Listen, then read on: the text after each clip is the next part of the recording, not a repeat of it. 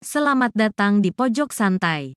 Sebelum Anda mendengarkan audiobook ini, kami menginformasikan bahwa channel ini adalah review audio dari buku yang ada di Indonesia. Untuk membaca keseluruhan buku ini, kami menyarankan membeli buku aslinya di toko buku kesayangan Anda, baik offline maupun online. Keberadaan channel ini dimaksudkan untuk membantu Anda mendapatkan pengetahuan dari buku-buku kesayangan Anda. Jangan lupa untuk subscribe, like, dan komen.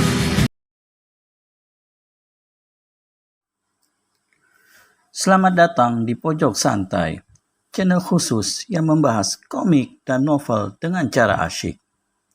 Akhirnya, Andika menceritakan kejanggalan Ratu Racun palsu kepada Mayang Sari, sang Ratu Racun asli. Kiranya, apa yang diceritakan Andika? Yuk, langsung saja disimak video kali ini. Di sana, tersembul sebentuk tongkat pendek yang tersembunyi di balik bajunya. Aku melihat benda itu tidak dimiliki Ratu Racun telengas itu, kata Andika pasti. Tanpa sadar, tangan Mayang Sari memegang benda yang dimaksud Andika. Ini senjataku, aku wanita itu. Sudah kuduga. Lalu, bagaimana kau tahu kalau perempuan yang mengaku Ratu Racun adalah Nyi Rorokwini? Desak Mayang Sari kembali.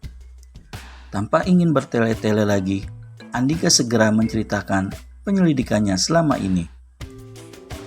Dimulai dengan kalung kayu yang ditemukannya di sekitar tempat pertarungan Mayang Sari dengan gerombolan Rawe Genggong di hutan Watu Abang, hingga kunjungannya ke desa Wadaswetan untuk menanyai sesepunya Ki Manik Angkeran. Lalu, aku teringat ucapan Ki Patigeni. Dia telah menjadi korban keganasan pukulan Nyi Rorokwini. Dan ketika pukulan itu kuperhatikan, ternyata mirip pada korban-korbannya yang terdiri dari orang-orang tak berdosa. Dan ketika ciri-ciri pukulan itu kutanyakan pada Ki Manik Angkeran, ternyata juga sama dengan pukulan salah satu tokoh yang pernah merampok di desa Wadaswetan. Tak ada orang lain yang mempunyai pukulan seperti itu selain Nyi Rorokwini. Sementara melihat sepak terjangmu pada orang-orangnya begal ireng, maka aku berkesimpulan kalau aku sedang memburu mereka karena dendam. Selak Mayang Sari. Tepat, ujar Andika dengan lagak seorang penjual obat. Mayang Sari mengangguk-angguk pelan. Rambutnya yang panjang ikut terayun-ayun.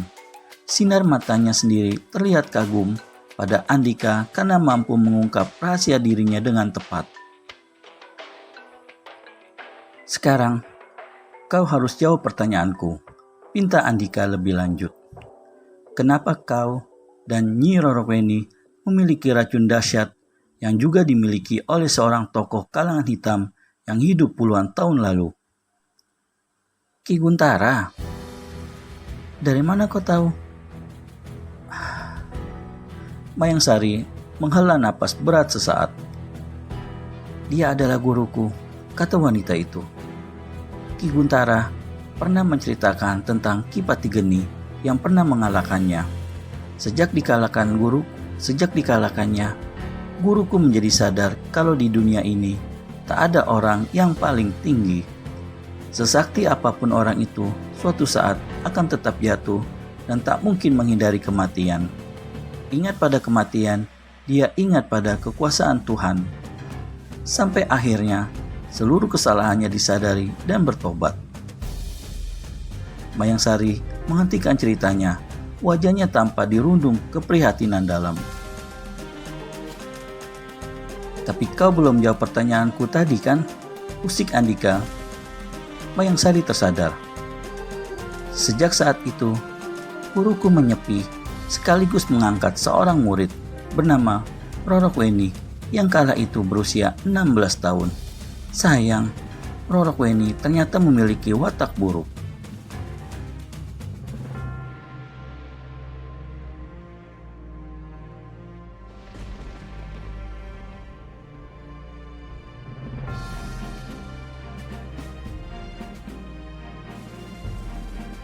Dan guruku pun bisa mencium hal itu. Karena wataknya itu pula, guruku hanya menurunkan sebagian ilmu kesaktiannya padanya. Dan Rorokueni mengetahui hal itu, menjadi gelap mata. Guru pun dikhianatinya. Dengan racun yang pernah dipelajarinya, Ki Guntara diracuni hingga lumpuh. Dia berpikir, dengan lumpuhnya guru, maka kitab ilmu racun yang belum dipelajarinya dapat dicuri. Sayang, niat jahat itu tidak berjalan mulus. Ternyata guru telah menyembunyikan kitab itu di suatu tempat rahasia. Tentu saja Rorokueni jadi murka. Guru lalu dipaksa untuk memberitahukan tempat penyimpanan kitab itu. Namun guru tetap tidak sudi memberitahukannya. Tentu saja hal ini membuat Rorokueni makin kalap. Akhirnya, guru yang lumpuh saat itu disiksanya. Kembali Mayangsari menghentikan ceritanya, seperti berusaha menahan kesedihan. Ketika guru sekarat, namun tetap tak juga membuka rahasia tempat penyimpanan kitab itu. Akhirnya Rorokueni pergi dengan rasa jengkel. Lanjut Mayangsari. Beberapa tahun kemudian, Rorokueni membegal keluargaku. Mereka membunuh kedua orang tuaku secara keji. Aku masih bisa membayangkan bagaimana kejinya Rorokueni beserta kawanannya menghabisi ayah dan ibuku. Untunglah, aku dapat meloloskan diri dari kekejaman mereka. Sementara adikku yang masih berumur 8 bulan, entah bagaimana nasibnya. Dan dalam keputusasaanku karena kehilangan seluruh orang yang kucintai, aku berjalan mengikuti kata hati. Sampai akhirnya, aku tiba di kediaman Ki Guntara. Keadaannya yang menyedihkan membuat hatiku iba. Dan hatiku pun tergerak untuk mengurusnya. Keduanya kini sama-sama terdiam. Pikiran mereka sama-sama dibawa kenangan masing-masing tentang orang-orang tercinta yang harus menjadi korban kebiadaban manusia-manusia berhati iblis. Jadi menurutmu, apa alasan Nyi Rorokueni mengaku-ngaku sebagai diriku? Tanya Mayangsari pada Andika, mulai membuka percakapan kembali. Andika mengusap-ngusap dagu. Benaknya langsung mereka-reka jawaban pertanyaan Mayangsari barusan. Pertama, karena ingin agar kau dihabisi oleh pendekar-pendekar aliran putih, gumam Andika. Yang kedua, karena ingin mempersiapkan sesuatu buat dirimu. Karena dia tahu kau luput dari tangan para pendekar yang memburumu akibat fitnahnya. Dia tidak tahu kau akan tiba di tempatnya cepat atau lambat. Tentu saja untuk menuntut balas atas kematian orang tuamu. Maksudmu, dia akan mempersiapkan sesuatu untuk menyambut kedatanganku. Sementara perjalananku dihambat oleh para pendekar golongan putih yang murka. Tebak Mayangsari. Andika pun mengangguk. Lalu, apa maksudmu dengan mempersiapkan sesuatu itu? Tanya Mayangsari ingin tahu lebih jelas. Aku pun tidak tahu. Mungkin sedang mempersiapkan jebakan buatmu. Belum selesai ucapan Andika, tiba-tiba saja. Semua pikiranmu memang tepat, pendekar Slebor. Tak percuma orang-orang dunia persilatan meributkan tentang kecemerlangan otakmu.